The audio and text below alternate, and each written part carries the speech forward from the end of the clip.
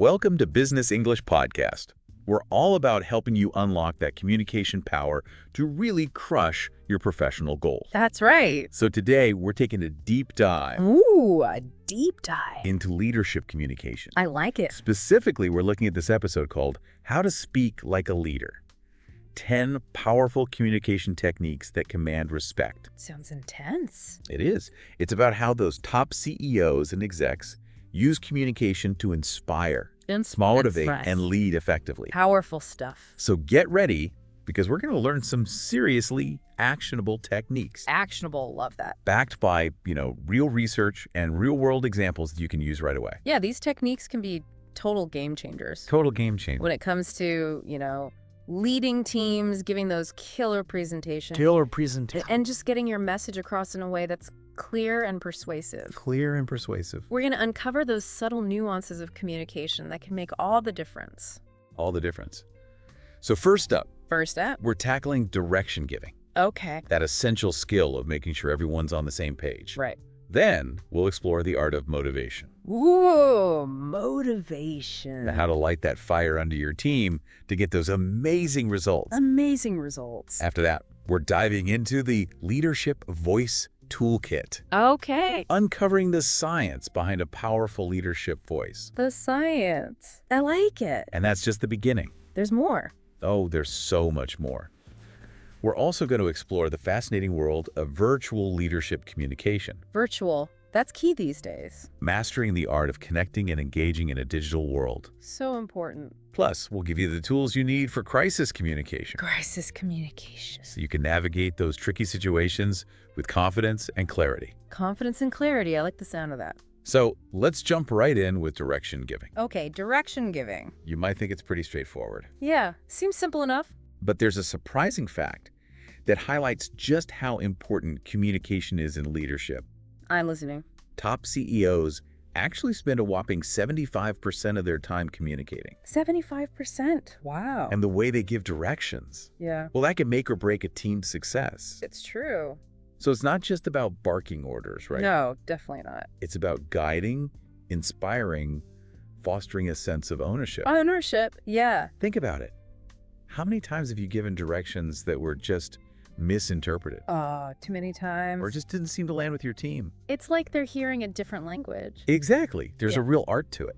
I am ready to learn. This episode has a great example of a senior exec named Sarah, who was struggling to get her team to take ownership of projects. Sounds familiar. Happens all the time. All the time, right? Yeah. And Sarah discovered something fascinating What's by shifting her language her language? from you need to do this, Yeah, that sounds bossy. to a more collaborative, let's work together on this. Let's work together much better. She saw her team's productivity jump up by 40%. 40%.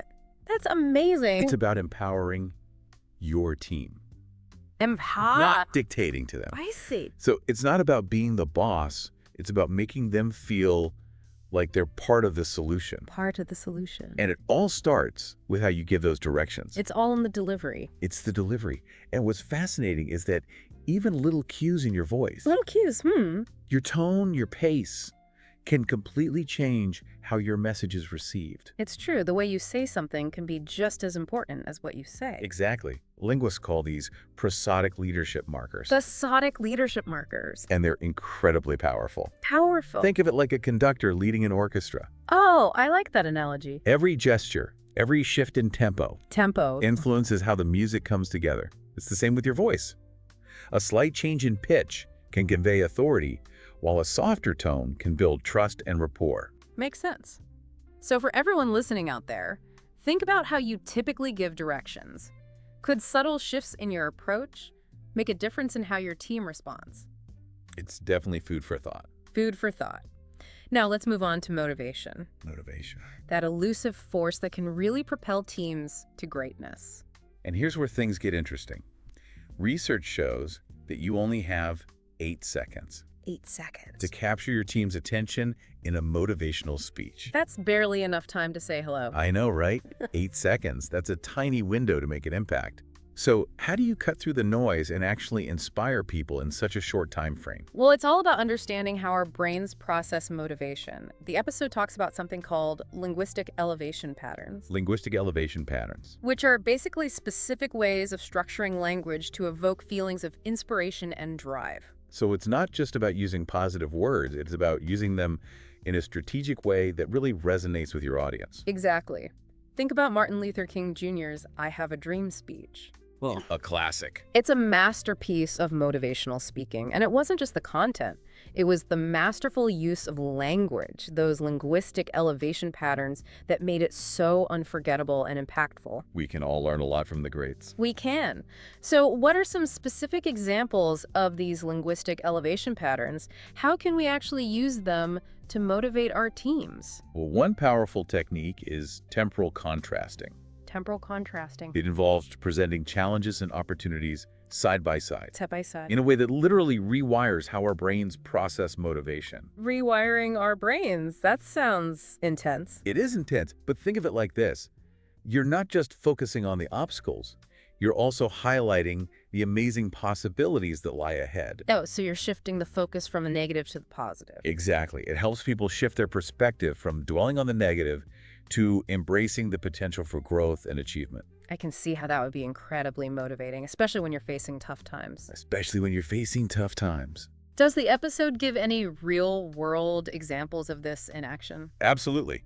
It mentions a CEO who used temporal contrasting to motivate her team to tackle a particularly demanding project.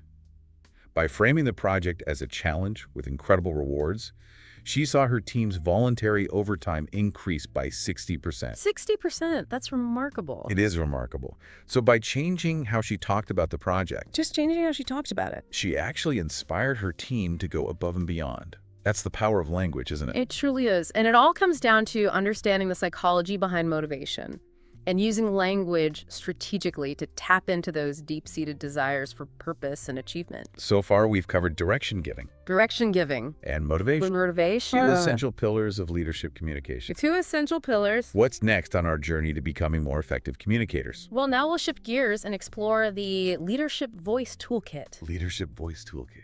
where we uncover the science behind a powerful and influential voice. You might be surprised to learn that how you sound can be just as important as what you say. I'm fascinated by the power of the voice. The power of the voice. It can convey so much emotion and meaning. What exactly does the Leadership Voice Toolkit entail? Well, research from Stanford's Leadership Lab has shown that a leader's voice can actually impact a team's productivity even more than the words they choose. Really? So someone with a strong, compelling voice could potentially achieve better results even if their ideas weren't as brilliant. It's definitely a factor. Our brains are wired to respond to certain vocal patterns with trust or skepticism. Think Morgan Freeman narrating a documentary Oh, yeah. versus, well, let's just say a less soothing voice. Not as calming. Exactly. And it's not about trying to imitate someone else's voice. It's about understanding the principles of vocal influence and developing your own unique vocal leadership signature. I love that. Vocal leadership signature. Right. It's like finding your own voice as a leader, literally. Literally. So, what are the key elements that contribute to a powerful leadership voice? Well, the episode introduces this thing called the Triple P framework. Okay. Triple P. Pitch, pace, Yeah. and power. Power. Okay, let's break that down. What is pitch? Pitch is essentially the highness or lowness of your voice. So a higher pitch might convey excitement or urgency, Excitement, while a lower pitch might signal authority or calmness. authority, or calmness. Exactly. And it's not about staying in one pitch the entire time. No. It's about using variations in pitch to create emphasis and keep your listeners engaged. Engaged. What about pace? Pace. Well, pace refers to how quickly or slowly you speak. So speaking too fast might make it difficult for people to follow, Too fast. while speaking too slowly could Yeah. cause them to lose interest. Too slow. Yeah. Exactly. It's about finding a pace that's clear, engaging, and appropriate for the situation. It's all about reading the room. Reading the room. Yeah. And finally, power. What does that mean in terms of voice? Power is about the volume and intensity you project. It's not necessarily about shouting. It's about speaking with conviction and energy. So it's about conveying confidence and passion through your voice, which can be incredibly persuasive. Incredibly persuasive. The episode actually shares a really interesting story about a tech startup CEO who was having trouble getting funding from investors. Oh, tell me more. She had a great product Great problem. and a solid business plan, Solid business plan. but her delivery was lacking. The delivery. It wasn't until she started applying the triple P framework, Little P. specifically focusing on her pitch, pace, and power, Power. that she secured funding in her very next pitch meeting. Wow, that's a testament to the power of voice. It can literally make or break a deal. Literally. But this sounds like a lot to think about all at once. Does it become more natural with practice? Absolutely. It's like learning any new skill. The more you practice, the more you develop your own unique vocal leadership signature, that authentic and powerful voice that sets you apart. And the best part is these techniques work across languages and cultures. That's right. A powerful voice is a universal language of leadership. I'm already feeling more confident just talking about this. Me too. But let's be real. In today's world, so much communication happens virtually. So how do we translate these principles to online settings? That's a great question, and the episode dives into the fascinating world of virtual leadership communication, which we'll cover in the next part of our deep dive. So many leaders struggle with connecting effectively in virtual settings. It's like we lose something when we're not face-to-face. You're right. It's a real challenge. What is it about virtual communication that makes it so tough? Is it the tech? Or is there something deeper going on? It's a little bit of both, but researchers at MIT have discovered that our brains actually process virtual communication differently. It creates what they call digital fatigue markers points in online meetings where our brains just naturally check out. Digital fatigue markers. So that's why I feel so drained after back-to-back video calls. Like my attention span just shrinks when I'm staring at a screen all day. Exactly. But here's the good news. We can actually combat those digital fatigue markers by using specific communication techniques. The episode calls this digital charisma. It's basically adapting your style to the unique demands of the virtual world. So it's not just about transferring our in-person skills to a Zoom meeting. It's about developing a whole new set of tools for the digital age. Tell me more. One powerful strategy is to focus on what the episode calls high-impact micro-communications, short, powerful messages that cut through the digital clutter and keep people engaged. So instead of rambling on and on, which I'll admit I'm guilty of, Happens to the best of us. it's about being concise and impactful with your communication. Concise and impactful, that's the key. And respecting people's time and attention. Especially online, right? Especially online. It's like sending a well-crafted text message. You want to get your point across quickly and effectively. Great analogy. The episode also highlights the power of something called virtual pauses, strategic moments of silence in online conversations. Silence. Really? Isn't that a bit awkward in a virtual setting? I always feel like I need to fill every gap in the conversation. It might seem counterintuitive, but those well-placed silences can actually increase engagement. They give people time to process information and formulate their responses, which leads to more thoughtful and productive conversations. It's like giving everyone a moment to breathe and think. Instead of rushing to fill the silence, embrace it as a valuable tool for enhancing communication. I'm starting to see virtual communication in a whole new light. That's great. And remember, these techniques apply to any virtual platform, whether it's Zoom, Teams, whatever you're using. So it's not about mastering a specific technology. It's about mastering the principles of effective virtual communication. Exactly. Now, shifting gears a bit, let's face it, in leadership, things don't always go according to plan. That's the truth. Sometimes we're faced with unexpected challenges, tough decisions, maybe even full-blown crises. And that's when strong leadership communication becomes absolutely critical. Absolutely critical. How you communicate during a crisis can either calm the storm or make it a whole lot worse. What insights does the episode offer for navigating those high-stakes situations? This is where crisis communication skills come in. Research from Harvard Business School found that 89% of a leader's success during a crisis is about how they communicate, not just about finding a solution. It's not just about having the answers. Nope. It's about conveying those answers in a way that instills confidence and provides clear direction, even in the middle of chaos. Even in the chaos. And the episode introduces this concept called transparent authority patterning. Transparent authority patterning. Which is about communicating openly and honestly, even when the news is bad. So instead of trying to sugarcoat things or downplay the severity of the situation, All right. it's about acknowledging the challenges head on, Head on. while still maintaining that sense of control and leadership.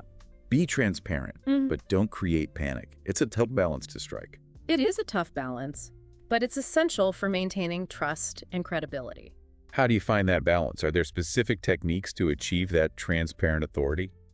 The episode highlights the importance of what it calls the crisis communication cadence, Crisis communication cadence. the rhythm and pacing of your communication during a crisis. It's like a steady heartbeat that reassures everyone that, hey, things are under control. Exactly. It's about conveying a sense of calm and purpose, even when things are moving a mile a minute. And it's about choosing your words carefully to avoid adding to the anxiety or confusion. Are there any other frameworks or strategies that can help us communicate effectively during a crisis? The episode also introduces the anchor method of crisis speaking. Anchor. It provides a structured approach to delivering clear and reassuring messages. Anchor. Is that an acronym? What does it stand for? It is an acronym. It stands for acknowledge the situation, name the emotions involved, clarify the facts, highlight the plan, outline the next steps, and reassure your audience. Okay, that's pretty comprehensive. It covers all the bases. Yeah. Provides a roadmap for navigating even the most challenging situations. The episode mentioned that the anchor method has been shown to help teams recover from setbacks 40% faster. 40% faster. That's impressive. That is impressive. But there's a trap that a lot of leaders fall into during a crisis. Oh, what's that? The reassurance loop. The reassurance loop. It's that tendency to sugarcoat things Sugarcoat. and try to make everything sound positive, Yeah. even when the situation is, well, not great. It might seem well-intentioned, Well-intentioned. but it can actually backfire. How so? It's like trying to put a Band-Aid on a broken leg. People can see right through it, and it erodes trust and credibility. Makes sense. So instead of falling into that reassurance loop, the episode advocates for constructive transparency. Constructive transparency. It's about acknowledging the challenges honestly, Honestly, while still maintaining that sense of confidence and optimism. be realistic, but not defeatist. Convey that you're aware of the difficulties, but you're also committed to finding a solution and moving forward. Exactly. And another powerful tool for crisis communication is strategic pausing. Silence again. I thought we were trying to avoid awkward silences, especially during a crisis. It's not about being silent the whole time, but those well-placed pauses can actually increase your team's confidence in your leadership. I'm curious, how does that work? Well, when you pause before speaking, Pause before speaking. it shows that you're thinking carefully, Thinking carefully. weighing your words. Weighing your words. It also gives people time to process the information and absorb the message. It's like the difference between a frantic, rambling response and a calm, collected statement. The pause just adds weight to your words and conveys a sense of control. Exactly. And remember, these crisis communication skills are valuable not just for major disasters, but also for everyday challenges. So we can apply these principles to anything from dealing with a difficult client to navigating a team conflict. Absolutely. Now that we've covered direction giving, motivation, the leadership voice toolkit, virtual communication, and crisis communication. We covered a lot. We have. Let's move on to another essential aspect of leadership, giving effective feedback. This is something I'm always looking to improve on. Feedback can be tricky. It can either boost someone's morale and performance, Boost morale? or it can completely demotivate them. Totally. What are some of the key principles for delivering feedback that actually makes a difference? Well, the episode goes deep into this with a segment called Team Guidance Gold. Team guidance goal. And it starts with a surprising insight. Research from Google's Project Oxygen Google's Project Oxygen. found that how you deliver feedback is twice as important as the content itself. Really? So it's not just about what you say. Not just what you say, It's about how you say it. it's about creating the right environment The right environment. and using the right language to ensure that the feedback is received positively. Positively. And leads to growth. Leads to growth. You got it. And there's this fascinating concept called the guidance reception window. Guidance reception window. A 2.8-second window at the start of a feedback conversation 2.8 seconds. Wow. that can either activate your team members' growth mindset Growth mindset. or trigger their defense mechanisms. 2.8 seconds. That's a tiny window of opportunity to set the right tone. What can we do in those first few seconds to make sure the feedback lands well? The episode introduces this thing called the golden thread technique. golden thread technique. which is about weaving positive reinforcement throughout the feedback conversation, instead of just focusing on areas for improvement. Areas for improvement. It's about acknowledging strengths and accomplishments as well. So it's about creating a balanced and supportive environment where people feel valued and appreciated. Exactly. And it's also important to debunk the myth of the sandwich approach. The sandwich approach. That old school method of sandwiching negative feedback between two pieces of positive feedback. Oh yeah, the sandwich approach. I've always been a bit skeptical of that. Feels a bit manipulative, like you're trying to trick someone into accepting criticism. You're right to be skeptical. Research actually shows that the sandwich approach reduces feedback effectiveness. So what's a better way to give feedback? Well, the episode recommends dynamic guidance mapping, Dynamic guidance mapping. which is about tailoring your communication style to your team members' individual needs and personality. So recognizing that one size doesn't fit all when it comes to feedback. What works for one person might not work for another. Makes sense. Exactly. It's about meeting people where they are and using a communication style that resonates with them.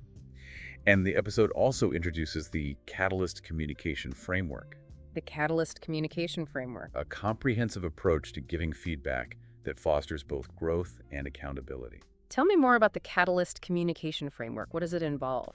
It's about setting clear expectations, providing specific examples, offering support and guidance, and creating a system for tracking progress. It's a very structured and effective approach that has been shown to significantly improve team performance. But even with the best framework, The best framework. there are common mistakes that leaders make when giving feedback. Like what? What should we be watching out for? One common trap is using what the episode calls power language, language that comes across as authoritative or commanding. Power language. I can see how that would be counterproductive. It creates a sense of hierarchy Hierarchy. and can make people feel defensive or shut down. Like they're being lectured to. Exactly. Remember, feedback is about collaboration, not dictatorship. Collaboration, not dictatorship. I like that. So instead of saying, you need to do this, You need to do this. it's more effective to say something like, let's work together to figure out how to improve on this. much better. It's about creating a sense of partnership and shared responsibility. Exactly. Another mistake that leaders often make is neglecting the importance of informal feedback.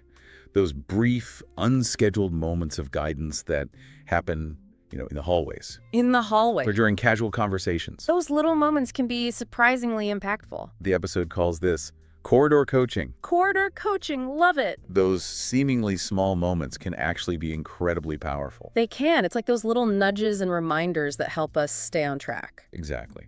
And they're often more relaxed and spontaneous than formal feedback sessions, which can make people more receptive to the message. Makes sense. It's about integrating feedback into everyday interactions and creating a culture of continuous learning and improvement. Continuous learning and improvement, that's the goal. This has been such a valuable discussion about feedback.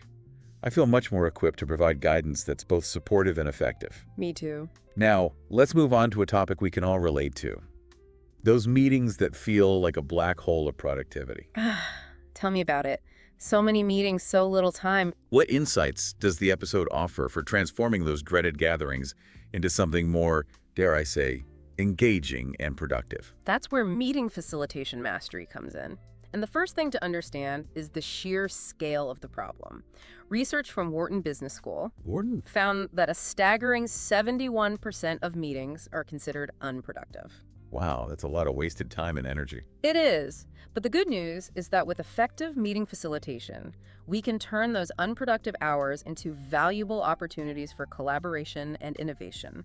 And it all starts with understanding the engagement threshold. Engagement threshold. That crucial 4.5-minute window at the start of any meeting that sets the tone for the entire session. Okay, so we've got 4.5 minutes to capture people's attention 4.5 and event. get them invested in the meeting. That's not a lot of time. It's not. So what can we do? Well, the episode introduces a fascinating approach called the symphony method, orchestrating the meeting flow to create a harmonious and productive experience. Symphony method. I love that. It's like conducting an orchestra of ideas. Exactly. It's about setting the stage, creating momentum, and guiding the conversation towards a successful outcome. And one of the biggest myths about running meetings is that the leader should dominate the conversation. So it's not about being the loudest voice in the room. Not at all. Research shows that effective meeting leaders actually talk only 21% of the time. It's about creating space for others to contribute their ideas and perspectives. So how do you do that? How do you create an environment where everyone feels comfortable sharing their thoughts? The episode highlights the importance of something called conversational architecture, using a combination of open-ended questions, active listening, and strategic summarization to guide the conversation toward a shared understanding. It's like building a framework for meaningful dialogue, ensuring that everyone feels heard and valued. Precisely. And it's also important to avoid what the episode calls the authority reflex, that tendency to feel like you need to have all the answers. Oh, I can definitely relate to that. It's easy to fall into the trap of thinking you need to be the expert in the room. It is, but that can actually stifle creativity and innovation. The episode recommends embracing curiosity cascading instead. Curiosity cascading, what's that? It's about using questions to unlock collective intelligence and generate new ideas. I love that. Tapping into the wisdom of the crowd. Acknowledging that the best solutions often come from collaboration and diverse perspectives. Exactly. And it's not just about the words we use, it's also about our nonverbal communication. The episode talks about strategic listening poses, using your body language to convey attentiveness and encourage participation. So things like making eye contact, nodding your head, and leaning in to show that you're fully engaged. Precisely. Those subtle cues can make a huge difference in how people feel heard and valued. I'm already thinking about how I can apply these techniques to my next meeting. That's great. And remember, effective meeting facilitation is a skill that can be learned and honed with practice. Okay, moving on to our next topic. Trust is at the heart of any successful relationship. So how do we build trust through our communication? The episode dives into this with a segment called The Trust Building Lexicon. And it starts with a startling fact. Research from Yale University Yale. found that we decide whether or not to trust someone within the first 7 words they speak. 7 words. Wow. We really do judge a book by its cover. You do, and it's not just about the words themselves. It's about the subtle cues, the tone of voice, the body language, that all contribute to that first impression. So it's about how we say things as much as what we say. What are some specific techniques for conveying trustworthiness through our communication? The episode highlights the importance of what they call trust velocity patterns. Trust velocity patterns. Specific combinations of words and phrases that can accelerate or decelerate trust building. Trust velocity patterns. It sounds like something out of a science fiction novel.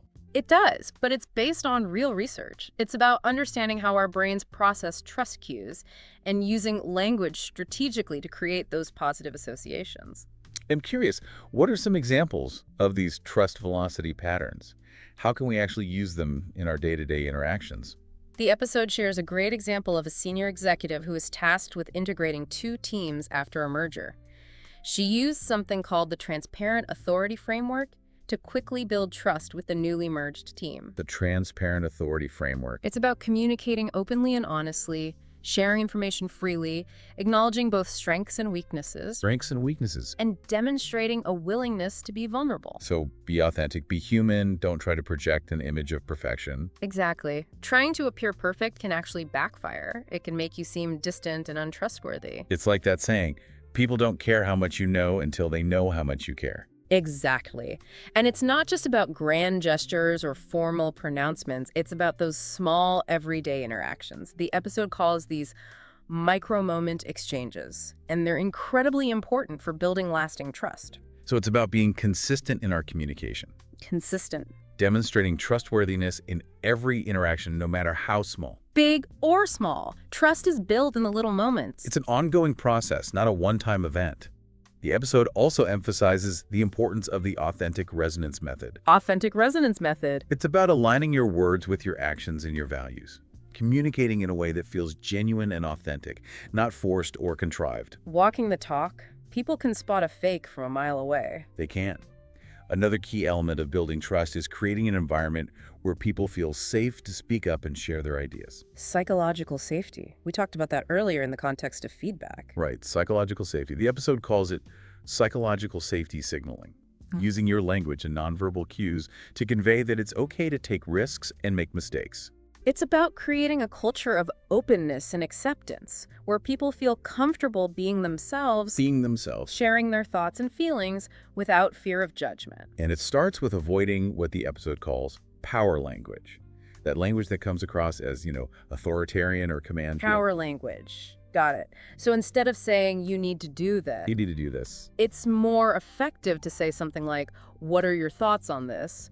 Or how can we work together to achieve this? Exactly. It's about fostering collaboration, not control. And it's also about embracing vulnerable strength. Vulnerable strength. That's an interesting combination. It is. It's about communicating in a way that balances confidence with humility. Being willing to admit your mistakes, ask for help, show that you're not afraid to be vulnerable. That's a powerful message. Being human, relatable, approachable, Right. not putting up a facade of invincibility. Exactly. And finally, the episode talked about the importance of failure framing, how you talk about mistakes and setbacks. That's a good point. Nobody likes to admit their failures. How can we talk about them in a way that actually strengthens trust? Well, instead of trying to hide mistakes Mistakes. or blame others, Blame others. it's about owning up to them, learning from them, and sharing those learnings with your team. Turning failures into opportunities for growth and development. Exactly. Creating a culture where it's okay to make mistakes, as long as we learn from them. This has been such a fascinating discussion about building trust through communication. I feel much more equipped to create a culture of trust and transparency in my team. That's great to hear. And remember, trust is a precious asset that takes time and effort to build. Takes time and effort to build. But it can be lost in an instant. Moving on to our next topic. In today's globalized world, effective leadership often requires bridging cultural differences. What insights does the episode offer for navigating those complexities? That's where Cultural Communication Compass comes in. Research from the International Leadership Institute International Leadership Institute. found that a staggering 87% of leadership communication faces some form of cultural misinterpretation. Wow, that's a huge number. It highlights just how crucial it is to be aware of those cultural nuances. It is. And the challenge is that these misinterpretations often happen unconsciously. Unconscious. People aren't even aware that they're misunderstanding the message. So how do we avoid those cultural communication pitfalls? How do we ensure that our message is being received as intended, even across cultural boundaries? The episode highlights the importance of understanding what they call leadership language universals, communication patterns that transcend cultural differences but with local variations. Leadership language universals, what are those? Think of it as understanding the underlying principles of effective communication that hold true across cultures. So things like being clear, concise, respectful. Exactly. But it's also about recognizing that those principles might manifest differently in different cultures. For example, what's considered direct in one culture might be perceived as rude in another. So it's about finding that balance between universal principles and cultural nuances. How do we do that? The episode introduces something called the cultural resonance framework, adapting your communication style to resonate with different cultures without losing your authenticity. Cultural resonance framework. I love that. Yeah. It's about finding that sweet spot between adapting to different cultures and being true to yourself. Exactly. It's about being sensitive to cultural differences without trying to be someone you're not. Right, because trying to be someone you're not will always come across as insincere. It's about being respectful of other cultures while still maintaining your own identity. Precisely. And it's about being willing to learn and adapt as you go.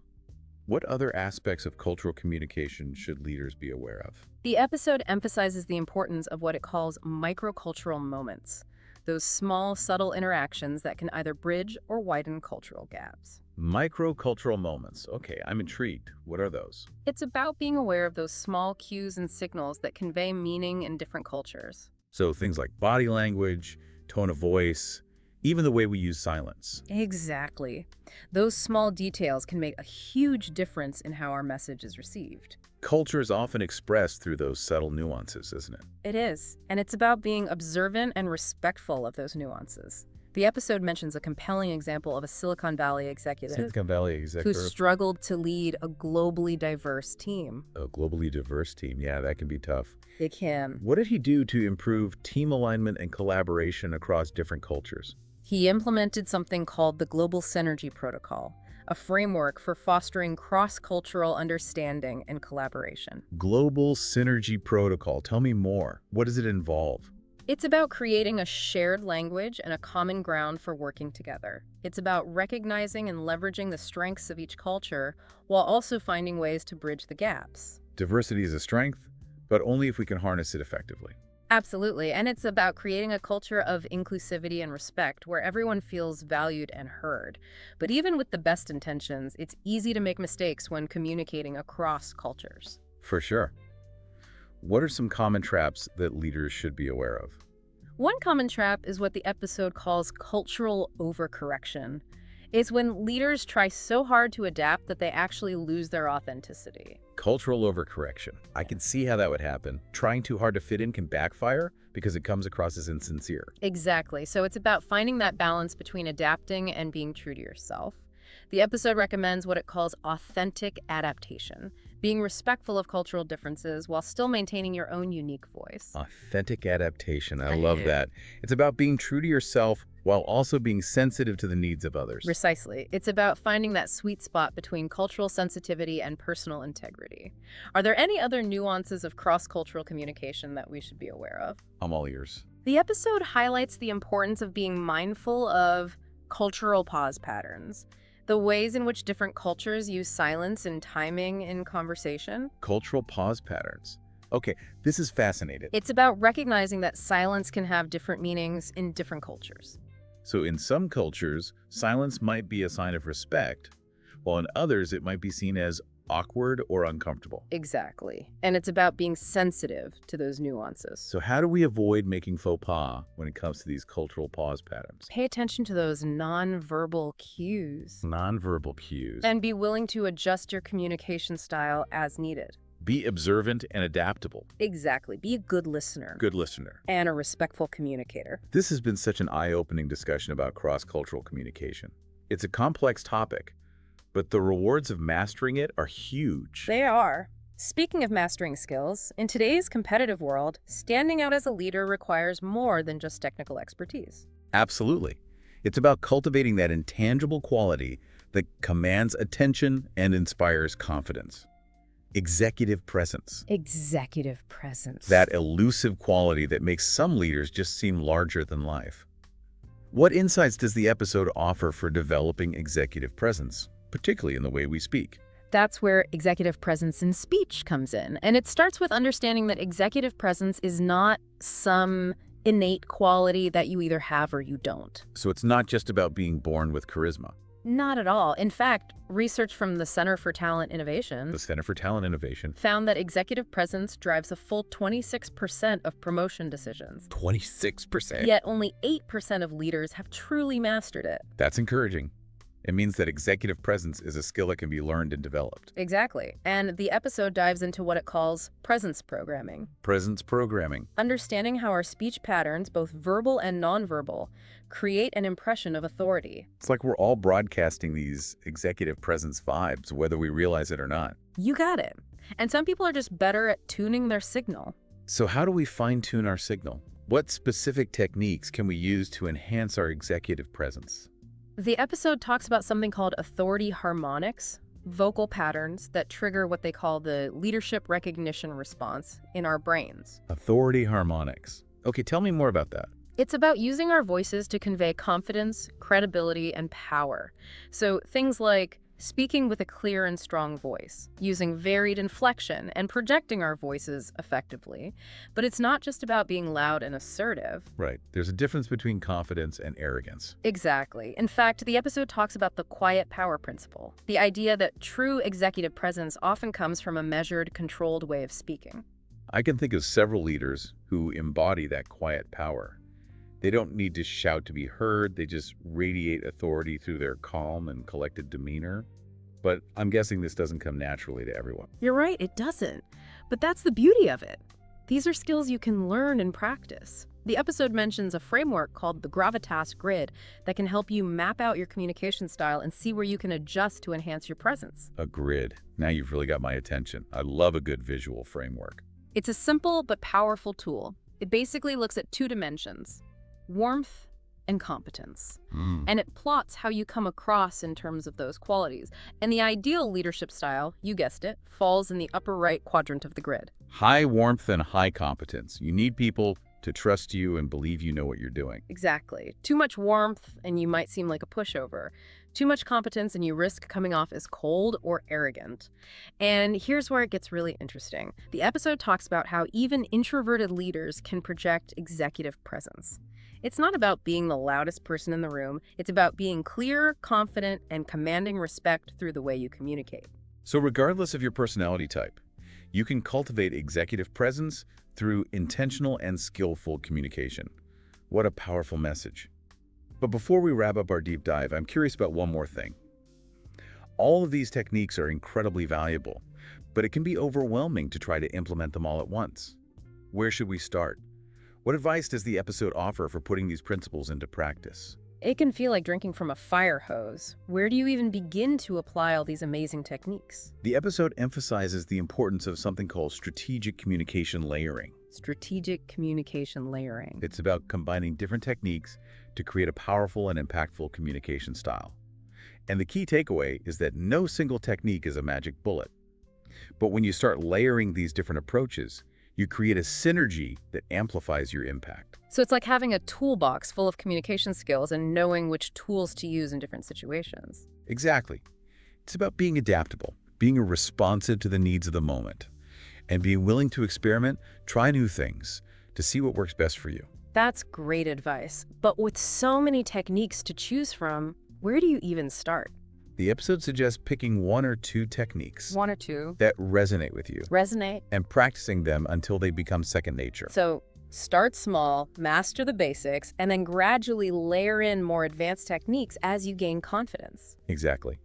And don't forget the importance of feedback. Feedback. Ask trusted colleagues or mentors to observe your communication and provide constructive criticism. Use that feedback to refine your approach and continue to grow. It's true. We can't improve if we don't know what we're doing well and where we can improve. It's all about continuous learning and a commitment to excellence.